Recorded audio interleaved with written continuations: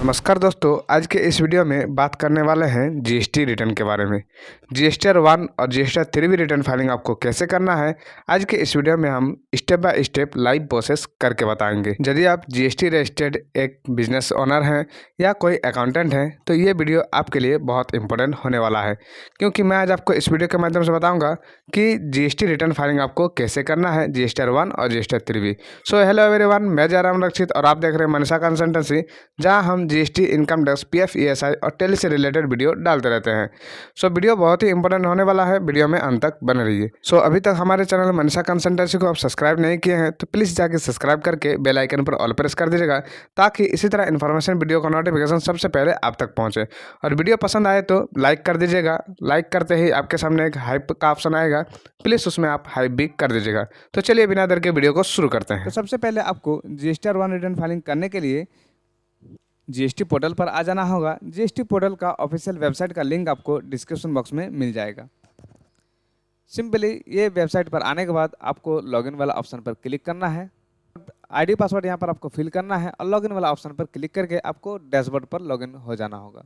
जैसे आप GST portal पर लॉगिन हो जाते हैं, आपके सामने इस तरह डैशबोर्ड ओपन हो जाएगा। यहाँ पर आपको मिलेगा फाइल रिटर्न्स का ऑप्शन, सिंपली आपको इस पर क्लिक करना है। जैसे फाइल रिटर्न्स पर क्लिक करते हैं, आपके सामने यहाँ पर पीरियड सेलेक्ट करने का ऑप्शन आ जाएगा। यहाँ पर आपको पीरियड सेलेक्ट कर लेना होगा। सबसे पहले आपको फिनेंशियल ईयर सेलेक्ट करना है, उसके बाद यहाँ पर आपको क्वार्टरली सेलेक्ट कर लेना होगा। उसके बाद आपको यहाँ पर मंथ मिलेगा, तो जो भी महीना का आपको रिटर्न फाइलिंग करना है उस महीना को यहाँ पर आपको सेलेक्ट कर लेना होगा। सर्च वाला ऑप्शन पर क्लिक कर देना होगा। जैसे आप सर्च वाला ऑप्शन पर क्लिक करते हैं, आपको यहाँ पर जीएसटी रिटर्न फाइलिंग करने का टेबल मिल जाएगा। सबसे पहले आपको मिलेगा GSTR 1, GSTR 2A, GSTR 3B और जीएसटीआर 2A। तो रिटर्न फाइलिंग होता है जीएसटीआर 1 और जीएसटीआर 3B। तो आज के इस वीडियो में मैं बात करने वाला हूँ जीएसटीआर 1 रिटर्न फाइलिंग के बारे में। तो सिंपली आपको जीएसटीआर 1 रिटर्न फाइलिंग करने के लिए आपको यहाँ पर दो ऑप्शन मिलेगा, प्रिपेयर ऑनलाइन और प्रिपेयर ऑफलाइन। यदि आप अकाउंटिंग सॉफ्टवेयर के यूज़ करते हैं जैसे टैली वगैरह का, तो आप उस सॉफ्टवेयर से जेसन फाइलिंग क्रिएट कर सकते हैं। और जेसन फाइल क्रिएट करने के बाद आपको प्रिपेयर ऑफलाइन पर जाना है और ऑफलाइन पर जाने के बाद यहाँ पर आपको उस जेसन को अपलोड कर देना होगा। जैसे आप जेसन अपलोड कर देते हैं, यह आपका जितना भी सेल का डेटा है वो ऑटोमेटिकली फैच हो जाएगा। लेकिन यदि आप सॉफ्टवेयर वगैरह यूज़ नहीं करते हैं तो आपको प्रिपेयर ऑनलाइन पर क्लिक करना है। कैसे करना है मैं आपको बता देता हूँ। सिंपली यहाँ पर आपको प्रिपेयर ऑनलाइन पर क्लिक कर देना होगा। जैसे आप प्रिपेयर ऑनलाइन पर क्लिक करते हैं, आपको यहाँ पर बहुत सारा टेबल मिलेगा, जो कि आपका सेल डालने का यहाँ पर टेबल है। तो कौन कौन टेबल में आपको क्या क्या डालना होगा इसके बारे में मैं आपको थोड़ा सा बता देता हूँ।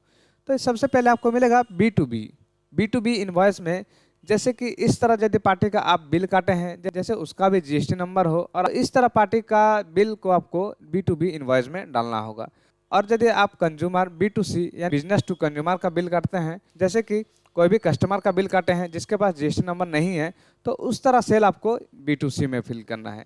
और उसके बाद यहाँ पर आपको HSN वाइज समरी पर फिल करना है और डॉक्यूमेंट इशू पर फिल करना है। तो कैसे आपको ये सब फिल करना है मैं आपको बता देता हूँ। सबसे पहले मैं आपको दिखा देता हूँ B2B इनवॉइस पर। सिंपल आपको B2B पर क्लिक करना है। जैसे आप B2B पर क्लिक करते हैं, यहाँ पर आपको इस तरह डैशबोर्ड ओपन होगा। यहाँ पर आपको मिलेगा ऐड रिकॉर्ड का ऑप्शन, सिंपल आपको इस पर क्लिक करना है। जैसे आप इस पर क्लिक करते हैं, यहाँ पर आपको उस पार्टी का जीएसटी नंबर डालना होगा जिसके नाम पर आप बिल काटे हैं। जैसे जीएसटी नंबर डाल देते हैं, यह नाम ऑटोमेटिकली आ जाएगा। नाम आने के बाद यहाँ पर आपको इनवॉइस नंबर डालना है, इनवॉइस डेट डालना है, इनवॉइस वैल्यू यानी कि जो टैक्सेबल वैल्यू और टैक्स अमाउंट जो मिला के वैल्यू होता है, टोटल वैल्यू यहाँ पर आपको फिल करना है। जैसे आप यहाँ पर जीएसटी नंबर फिल कर देते हैं, यहाँ पर आपको टैक्सेबल अमाउंट डालने का ऑप्शन मिल जाएगा। B2C इनवॉइस डालने के लिए आपको 7 पॉइंट टेबल में मिल जाएगा B2C अदर का ऑप्शन, सिंपल आपको इस पर क्लिक कर देना होगा। जैसे आप उस पर क्लिक करते हैं, यहाँ पर आपको ऐड रिकॉर्ड का ऑप्शन मिलेगा, सिंपल आपको इस पर ऐड रिकॉर्ड पर क्लिक करना है। जैसे आप ऐड रिकॉर्ड पर क्लिक करते हैं, सबसे पहले आपको मिलेगा प्लेस ऑफ सप्लाई का डिटेल डालना। प्लेस ऑफ सप्लाई यहाँ पर आपको सेलेक्ट कर लेना होगा। प्लेस ऑफ सप्लाई का मतलब हो गया आप कौन स्टेट में अपना सेल किए हैं। तो सिंपली जो भी आपका प्लेस ऑफ सप्लाई रहेगा वो यहाँ पर आपको सेलेक्ट कर लेना होगा। टैक्सेबल वैल्यू यहाँ पर आपको फिल करना है। तो जो भी आप ये प्लेस को सप्लाई किए हैं उसका यहाँ पर आपको टैक्सेबल वैल्यू फिल करना है। लेकिन यहाँ पर आपको percent wise taxable value fill करना है। यदि आपका 18% का टैक्सेबल वैल्यू है तो यहाँ पर आपको टैक्सेबल वैल्यू 18% का डालना होगा। उसके बाद आपको 5% का भी यदि आपके पास टैक्सेबल वैल्यू है तो आपको 5% अलग से फिल करना है। कैसे आपको करना है मैं एक बार आपको बता देता हूँ। जैसे कि मैं यहाँ पर आपको टैक्सेबल वैल्यू डाल के बता देता हूँ। जैसे मैं यहाँ पर टैक्सेबल वैल्यू फिल कर दिया हूँ, उसके बाद मेरा यहाँ पर रेट का लिस्ट खुल जाता है। रेट का लिस्ट में यहाँ पर मैं 18% सेलेक्ट कर लेता हूँ, क्योंकि ये जो टैक्सेबल वैल्यू है ये 18% आइटम का टैक्सेबल वैल्यू है। तो मैं यहाँ पर 18% सेलेक्ट कर लिया हूँ। टैक्स अमाउंट ये ऑटोमेटिकली कैलकुलेट कर लेगा। उसके बाद सिंपल आपको सेव वाला ऑप्शन पर क्लिक करना है। जैसे आप सेव वाला ऑप्शन पर क्लिक करते हैं, ये जो डिटेल आप फिल किए हैं ये डिटेल आपका सेव हो जाएगा। उसके बाद यदि आपके पास 5% का भी आइटम का सेल हुआ है तो यहाँ पर आपको फिर से प्लेस ऑफ सप्लाई सेलेक्ट करना है। उसके बाद जो भी आपका 5% टैक्सेबल वैल्यू है तो यहाँ पर आपको यहाँ पर डालना है टैक्सेबल वैल्यू। उसके बाद यहाँ पर आपको रेट पर 5% सेलेक्ट करना है। 5% के हिसाब से ये ऑटोमेटिकली कैलकुलेट कर लेगा। उसके बाद सिंपल आपको सेव वाला ऑप्शन पर क्लिक कर देना होगा। तो जैसे आप सेव वाला ऑप्शन पर क्लिक करते हैं ये डिटेल आपका यहाँ पर सेव होके आ जाएगा। तो इस प्रकार आपको अपना B2C इनवॉइस का डिटेल फिल कर लेना होगा। B2C इनवॉइस डिटेल फिल करने के बाद आपको फिर से आना है बैक वाला ऑप्शन पर। जैसे आप बैक वाला ऑप्शन पर क्लिक करते हैं आपके सामने फिर से ये डैशबोर्ड ओपन हो जाएगा। यहाँ पर आपको अब करना है HSN wise summary fill. HSN wise summary पर आपको क्लिक करना है। जैसे आप HSN वाइज समरी पर क्लिक करते हैं यहाँ पर आपको दो ऑप्शन मिलेगा, B2B सप्लायर और B2C सप्लायर। यदि आप B2B सप्लायर पर सेल किए हैं तो B2B सप्लायर पर यहाँ पर आपको डिटेल डालना है, और यदि आप B2C सप्लायर को सेल किए हैं तो B2C सप्लायर में कौन सा HSN का सेल किए हैं वो HSN वाइज समरी यहाँ पर आपको फिल करना है। कैसे आपको करना है मैं आपको बता देता हूँ। सिंपल यहाँ पर आपको आइटम का HSN कोड फिल करना है। जैसे मैं यहाँ पर HSN कोड फिल कर दिया हूँ। HSN कोड फिल करते ही आपके सामने ये ऑटोमेटिकली सर्च आ जाएगा। सिंपल आपको सेलेक्ट कर लेना होगा। उसके बाद UKC में यहाँ पर आपको सेलेक्ट करना है कि ये जो आप HSN कोड डाले हैं ये आइटम आप किस प्रकार सेल किए हैं, जैसे कि पीस में हो गया या केजी में हो गया या पैकेट में हो गया। तो इस प्रकार यहाँ पर आपको सेलेक्ट करना है। सेलेक्ट करने के बाद यहाँ पर आपको ये HSN कोड का कितना क्वांटिटी में आप सेल किए हैं, तो कितना क्वांटिटी में आप सेल किए हैं वो क्वांटिटी यहाँ पर आपको फिल करना है। सेल किया हूँ तो मैं यहाँ पर 10 आइटम सेलेक्ट कर लिया हूँ। 10 क्वांटिटी में यहाँ पर आपको 10 डाल लेना होगा। ये 10 आइटम पर आपका कितना टैक्सेबल वैल्यू होता है वो टैक्सेबल वैल्यू यहाँ पर आपको फिल करना है। तो जो भी आपका टैक्सेबल वैल्यू बनता है यहाँ पर आपको फिल कर लेना होगा। उसके बाद यहाँ पर आपको रेट सेलेक्ट करना है। रेट सेलेक्ट करने के बाद आपको यहाँ पर ये जो टैक्स अमाउंट है ये आपका ऑटोमेटिकली कैलकुलेट नहीं करेगा, आपको मैनुअली फिल करना होगा। तो जैसे यहाँ पर आप टैक्सेबल वैल्यू फिल किए हैं इसका टैक्स अमाउंट आपका 18% में कितना होता है वह यहाँ पर आपको 9% पर फिल करना है। तो इस प्रकार यहाँ पर आपको टैक्स अमाउंट फिल करना है, और इस प्रकार आपको यहाँ पर HSN वाइज समरी का डिटेल फिल करना है। पहले आपको HSN नंबर फिल करना है। उसके बाद UKC यहाँ पर आपको सेलेक्ट कर लेना होगा। उसके बाद टोटल क्वांटिटी यहाँ पर आपको फिल करना है, टैक्सेबल वैल्यू फिल करना है। उसके बाद यहाँ पर आपको रेट सेलेक्ट कर लेना होगा। उसके बाद यहाँ पर आपको जो भी आपका टैक्स अमाउंट बनता है वो टैक्स अमाउंट यहाँ पर आपको फिल करना है। सारा चीज़ यहाँ पर आपको अच्छा से फिल कर लेना होगा। उसके बाद यहाँ पर आपको ऐड का ऑप्शन मिलेगा, सिंपल आपको ऐड पर क्लिक कर देना होगा। जैसे आप ऐड पर क्लिक करते हैं ये आपका ऐड हो जाएगा। और यदि आप कोई दूसरा HSN पर सेल किए हैं तो इसी प्रकार आपको उसका भी HSN नंबर यहाँ पर आपको फिल करना है, उसका सारा डिटेल आपको इसी प्रकार फिल करना है। तो चलिए मैं फटाफट फिल कर लेता हूँ। तो इस प्रकार आपके पास जितना भी HSN नंबर रहेगा इस प्रकार आपको यहाँ पर फिल कर लेना होगा। फिल करने के बाद आपको यहाँ पर सेव वाला ऑप्शन पर क्लिक कर देना होगा। जैसे आप सेव वाला ऑप्शन पर क्लिक करते हैं ये आपका सेव हो जाएगा। सेव होने के बाद आपको क्या करना है, यहाँ पर आपको बैक वाला ऑप्शन पर क्लिक कर देना होगा। जैसे आप बैक वाला ऑप्शन पर क्लिक करते हैं आप फिर से यहाँ पर आ जाइएगा। यहाँ पर आपको अब डॉक्यूमेंट इशू फिल करना है।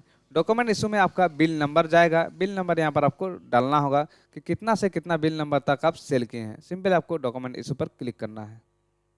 जैसे आप डॉक्यूमेंट इशू पर क्लिक करते हैं यहाँ पर आपको इनवॉइस फ्रॉम आउटवर्ड सप्लाई का डिटेल फिल करना है। सिंपली आपको ऐड डॉक्यूमेंट पर क्लिक कर देना होगा, और यहाँ पर आपको फ्रॉम से टू तक आपको देना है कि कितना नंबर से कितना नंबर तक आप बिल को सेल किए हैं। तो इस प्रकार आपको यहाँ पर फिल करना है। जैसे मैं यहाँ पर दो इनवॉइस काटा हूँ, 76 नंबर और 77 नंबर। मेरा यहाँ पर दोनों इनवॉइस नंबर फिल कर दिया हूँ। उसके बाद यहाँ पर टोटल नंबर कितना है, टोटल इनवॉइस नंबर यहाँ पर आपका कैट हुआ, तो यहाँ पर मेरा 2 हुआ। 2 मैं यहाँ पर फिल कर दिया हूँ। कैंसिल मेरा एक भी नहीं हुआ, इसीलिए मैं यहाँ पर 0 फिल कर दिया हूँ। तो इस प्रकार आपको यहाँ पर डॉक्यूमेंट इशू का डिटेल फिल कर लेना होगा। उसके बाद आपको सिंपली नीचे आना है। नीचे यहाँ पर आपको सेव वाला ऑप्शन पर क्लिक करना है। जैसे आप सेव वाला ऑप्शन पर क्लिक करते हैं ये डॉक्यूमेंट इशू का डिटेल आपका सेव हो जाएगा।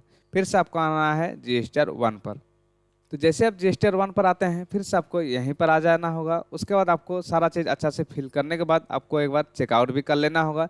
चेकआउट आप फिर से खोल के चेक कर सकते हैं, नहीं तो आप आप अपना जो भी प्रीव्यू है प्रीव्यू भी चेक कर सकते हैं। कैसे आपको प्रीव्यू चेक करना है मैं आपको बाद में बताता हूँ, वीडियो में अंत तक बने रहिए। सिंपल आपको ये सब डेटा फिल कर लेना होगा। उसके बाद यहाँ पर आपको जनरेट समरी का ऑप्शन मिलेगा, सिंपल आपको जनरेट समरी पर क्लिक करना है।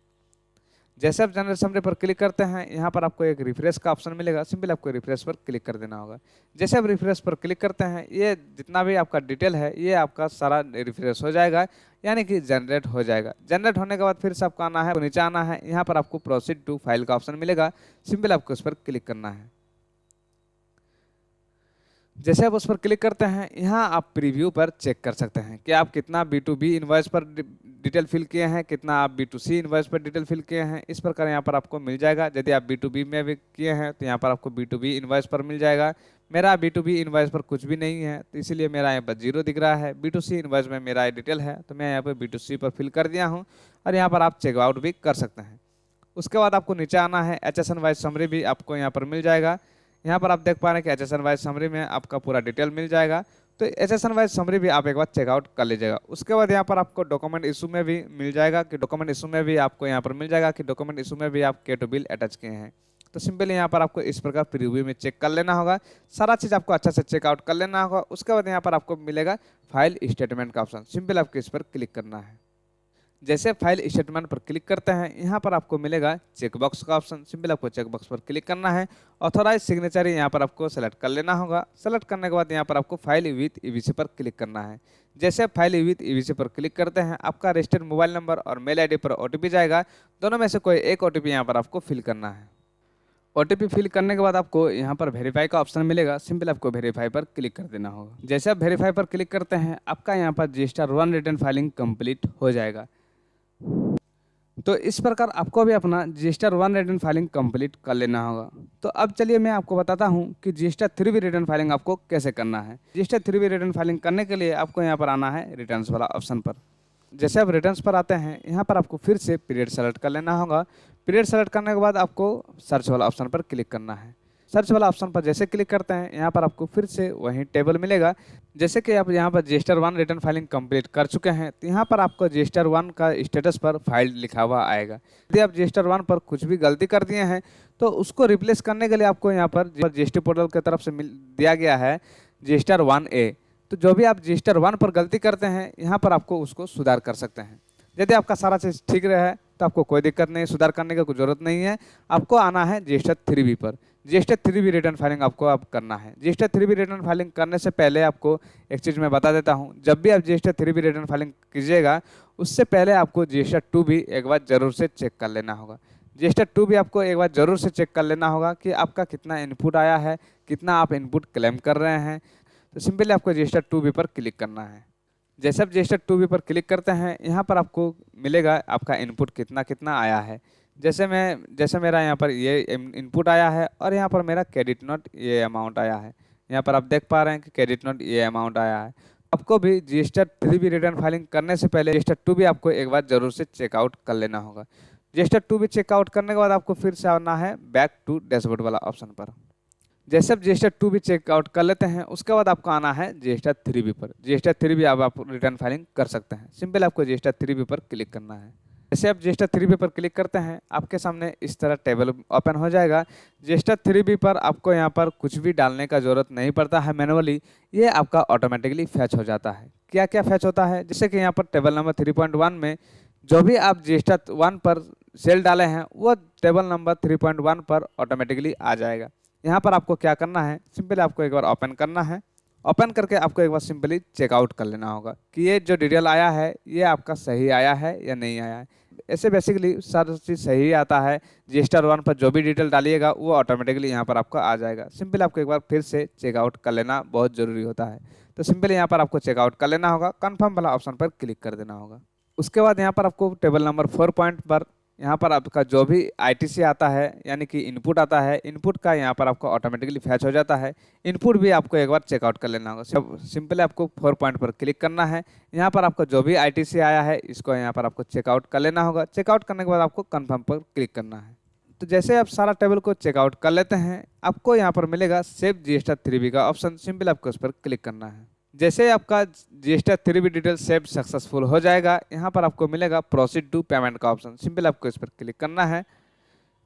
जैसे आप प्रोसीड टू पेमेंट पर क्लिक करते हैं, यहाँ पर आपको आईटीसी सेटअप करने का ऑप्शन मिलेगा। आईटीसी सेटअप यहाँ पर आपको सही से कर लेना होगा। यदि आपका आईजीएसटी में कुछ अमाउंट आया है तो आपको यहाँ पर अच्छा से आपको आईटीसी सेटअप कर लेना होगा। आईटीसी आपको कैसे सेटअप करना है इसके लिए मैं सेपरेट वीडियो पहले ही बना चुका हूँ। इस वीडियो के डिस्क्रिप्शन बॉक्स में उसका लिंक आपको मिल जाएगा, वहाँ जाके आप देख सकते हैं। तो सिंपली यहाँ पर आपको आईटीसी सेटअप कर लेना होगा। उसके बाद सिंपली यहाँ पर आपको आना है इधर, यहाँ पर आपको एक बार चेकआउट करना है कि आपका कोई एडिशनल कैश रिक्वायरमेंट तो नहीं है, यानी कि आपका कोई भी चालान वगैरह तो नहीं बन रहा है। यदि आपका चालान वगैरह बनता है तो यहाँ पर आपका अमाउंट शो करेगा। तो यदि आपका यहाँ पर अमाउंट शो कर रहा है तो आपको उसका चालान को पेमेंट करना हो। यदि आपका यहाँ पर 00 आ रहा है तो आपको यहाँ पर कोई भी चालान पेमेंट करने की ज़रूरत नहीं है। सिंपली यहाँ पर आपको मेक पेमेंट का ऑप्शन मिलेगा, सिंपली आपको यहाँ पर क्लिक कर देना होगा। जैसे आप मेक पेमेंट पर क्लिक करते हैं, यहाँ पर आपको एग्री एंड कंटिन्यू का ऑप्शन मिलेगा, सिंपली आपको एग्री एंड कंटिन्यू पर क्लिक करना है। उसके बाद आपके पास एक वार्निंग का ऑप्शन आएगा, सिंपली आपको वार्निंग को एक बार रीड कर लेना होगा। उसके बाद यहाँ पर आपको यस वाला ऑप्शन पर क्लिक कर देना होगा। जैसा भी यस वाला ऑप्शन पर क्लिक करते हैं, आपका अपसेट सक्सेसफुल हो जाएगा, यानी कि आपका जो भी आईटीसी है वो आपका सेट सक्सेसफुल हो जाएगा। सिंपली यहाँ पर आपको ओके वाला ऑप्शन पर क्लिक कर देना होगा। जैसे आप ओके वाला ऑप्शन पर क्लिक करते हैं, ये आईटीसी आप देख पा रहे हैं कि ये आईटीसी आपका होल्ड हो गया है। अब आप इसमें कुछ भी छेड़छाड़ नहीं कर सकते हैं। सिंपली आपको यहाँ आना है प्रोसीड टू फाइल का ऑप्शन पर, सिंपली आपको इस पर क्लिक कर देना होगा। जैसे प्रोसीड टू फाइल पर क्लिक करते हैं उसी प्रकार यहाँ पर आपको वेरिफिकेशन के लिए चेकबॉक्स पर क्लिक करना है। ऑथोराइज सिग्नेचर यहाँ पर आपको सेलेक्ट कर लेना होगा और file GST3 view with EBC पर क्लिक करना है। जैसे आप file GST3 view with EBC पर क्लिक करते हैं, आपको यहाँ पर इन्फो बोल के एक पॉपअप मैसेज आएगा, सिंपल आप एक बार रीड कर लीजिएगा। उसके बाद यहाँ पर आपको प्रोसीड का ऑप्शन मिलेगा, सिंपल आपको प्रोसीड पर क्लिक कर देना होगा। जैसे आप प्रोसीड पर क्लिक करते हैं, आपका रजिस्टर्ड मोबाइल नंबर और मेल आईडी पर ओटीपी जाएगा। दोनों में से कोई एक ओटीपी यहाँ पर आपको फिल करना है। सिंपली आपको ओटीपी फिल कर देना होगा। उसके बाद यहाँ पर आपको वेरीफाई का ऑप्शन मिलेगा, सिंपल आपको वेरीफाई पर क्लिक कर देना होगा। जैसे आप वेरीफाई पर क्लिक करते हैं, आपका यहाँ पर GST3 रिटर्न फाइलिंग सक्सेसफुल हो जाएगा।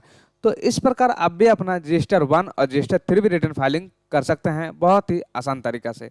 आई होप इस वीडियो में आपको सारा चीज़ समझ में आ गया होगा। यदि आपको इसमें कुछ भी डाउट होता है तो कमेंट सेक्शन में कमेंट कर सकते हैं। कमेंट का रिप्लाई मैं जल्दी देने का कोशिश करूंगा।